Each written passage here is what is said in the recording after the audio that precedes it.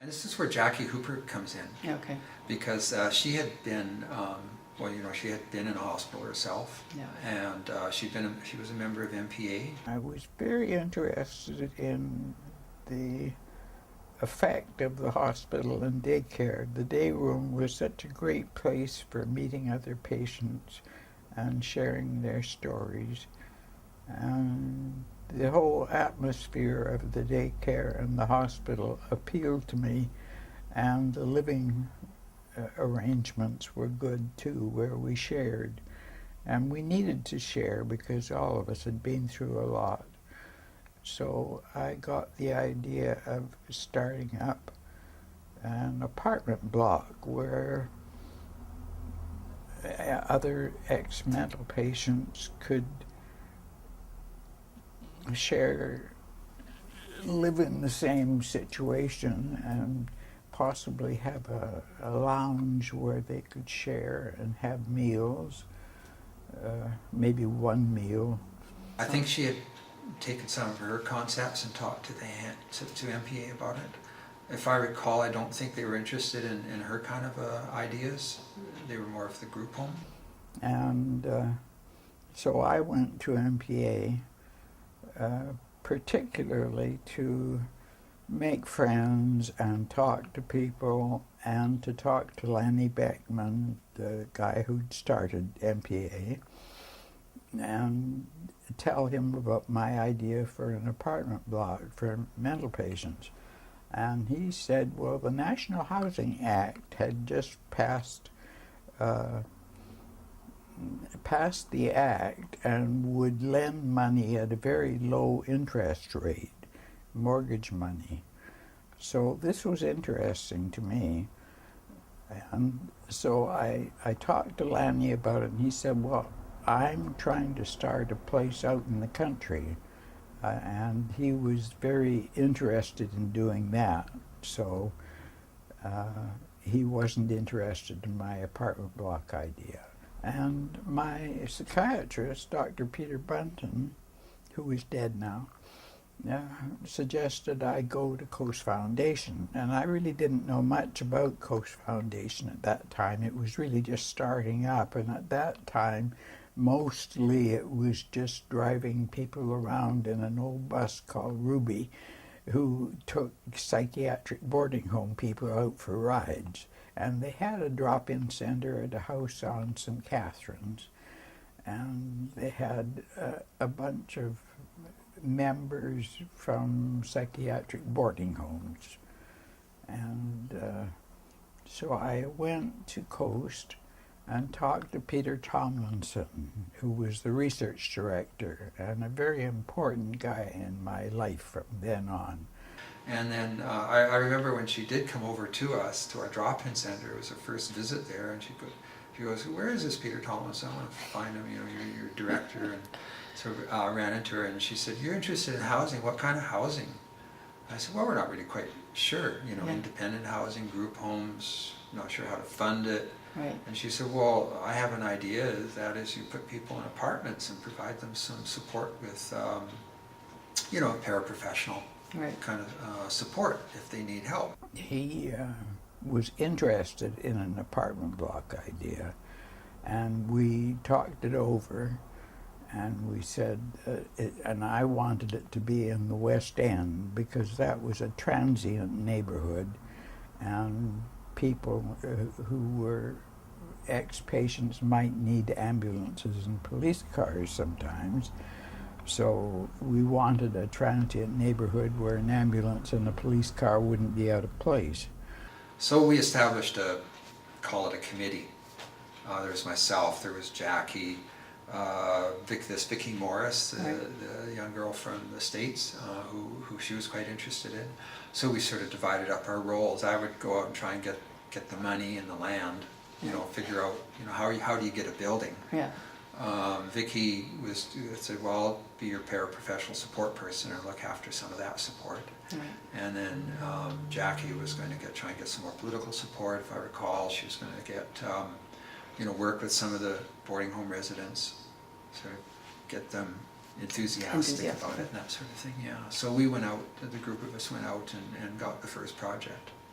So, so Peter and I got together, and I was being salaried by a LIP grant, which was the Local Initiatives Program, LIP, which everybody called LIP, and you got $200 a month from the federal government. And so that's what I was living on. And I think Peter was too. He was the research director of Coast at that time. And so he was very enthused about an apartment block idea. So we were able to borrow the money from the federal government, and we bought an apartment block at Butte and Pendrell. So where did your funding come for that? CMHC Okay, for capital. right, Yeah. to get the building. Yeah, they had some funding programs at the time which would fund 100% Right. of community housing. I think it was meant for more or less cooperative housing, Right. and some types of social housing. I mean, when we first went to it, sort of blew us off. They said, well, you know, your society is 5 people, Yeah. you know, but technically. You get a little funding here, a little funding there. I mean, how are you going to support this? Right. But I kept going after them and going after them. One of our clients was quite politically active and was on the election committee for Ron Bassford. Okay. And he was the federal minister, represented the West End, federal minister of housing. CMHC was under him. So through one of our clients, this young fellow, we actually got a meeting with Ron Bassford. Wow. And then when the local CMHC office realized that we had some political connections, they started listening to us and said, well, we'll take an application. Right. But you need to show funding, because we were going to have, the rent we were charging would not cover all of our expenses, especially if you're going to have a staff member in there. Right. So this was about a year after our first meeting with Dr. John Cumming, so I went back to him. And several meetings with deputy ministers, associate deputy ministers in the Ministry of Health. We were able to get a commitment to fund the ongoing operational deficit. So we gave all the tenants 6 months' notice, and they weren't very happy. Oh, and in the meantime, the Coast Board of Directors wasn't happy at all about this idea of the apartment block. They didn't want it at all, although Peter and I did. Although I wasn't actually working for Coast, I was on a LIP grant. So, and the membership wanted the apartment block. So we got together and impeached the board and kicked the board off out of out of circulation, and we joined the board. I don't know whether staff should be on the board, but we were. That would be 1974, I guess. So once we had that commitment, we went back to CMHC, and then they said, okay, we'll provide the capital, you just have to find a building. Right. So that was my job, was to find a building. Right. And I worked with one of the real estate companies in Kitsilano, and we eventually found a building in the West End. You know, size, age, price, Right. location. That's what you were. That was the Butte and Pendrell, Okay. I think is The first. It's been rebuilt now. I think Right. Coast still has the property, but it's been rebuilt. They're always telling me that Coast has rebuilt that property. Right. It was an older building, it dated from the 40s. Right. Yeah. Yeah, and it needed a lot of rehabilitation, so CMHC also had a program to pay for residential rehabilitation program, Right. RAP or something it was called. And so we got $15,000, $20,000 a suite to renovate, because Okay. you know, all new flooring, painting, appliances. So they were largely bachelor suites and 1-bedrooms. One bedrooms. Yeah.